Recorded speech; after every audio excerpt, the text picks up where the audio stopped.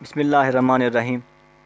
ناظرین، کسی شاعر کا مشہور شعر ہے کہ آئے تھے سیر کو سیر گلشن کر چلے، آئے تھے سیر کو سیر گلشن کر چلے، سنبھال مالی تو باغ اپنا، ہم مسافر گھر کو چلے۔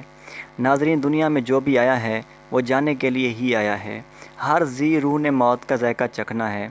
ناظرین، ایسے ہی امان اللہ خان صاحب جو کامیڈی کے ایک عہد تھے، اب ہمارے درمیان نہیں ہیں۔ جتنے بھی کامیڈی کے بڑے بڑے نام ہیں، چاہے وہ سہیل احمد عزیزی ہو، چاہے وہ ناصر چنوٹی ہو، چاہے وہ آغا ماجد یا افتخار ٹھاکر، یہ سارے امان اللہ خان صاحب کو اپنا استاد مانتے ہیں۔ سب سے بڑی بات جو امان اللہ خان صاحب کی تھی وہ یہ تھی کہ وہ بہت حاضر جواب تھے اور برجستہ جگت لگانے میں ماہر تھے۔ انڈین کامیڈین بھی ان کو اپنا استاد مانتے تھے۔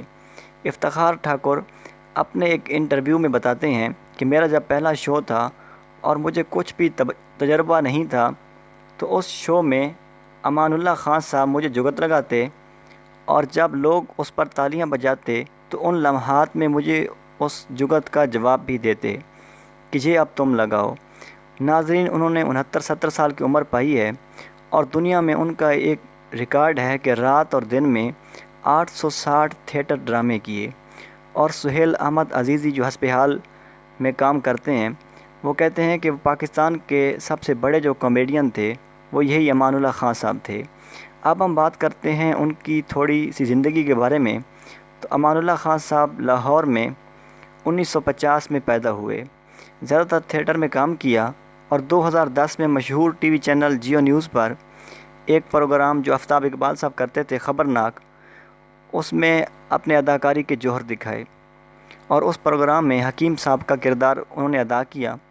اس کے بعد دنیا نیوز پر 2013 سے 2017 تک رہے اور مذاق رات جو ایک بہت بڑا ان کا ٹی وی شو ہے دنیا نیوز پر، وہاں چچا بشیر کا کردار ادا کیا اور 2018 میں پھر آفتاب اقبال صاحب کے ساتھ خبرزار میں آ گئے اور اپنی اداکاری کے جوہر دکھائے اور لوگوں کو اپنے مزاح سے لبھایا۔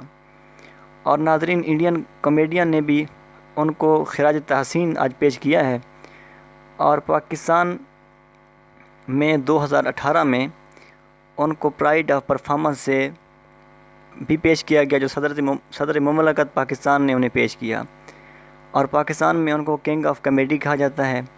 ان کا انتقال 6 مارچ 2020 بروز جمعۃ المبارک کو ہوا۔ اللہ تعالیٰ ان کو کروٹ کروٹ جنت نصیب فرمائے، آمین۔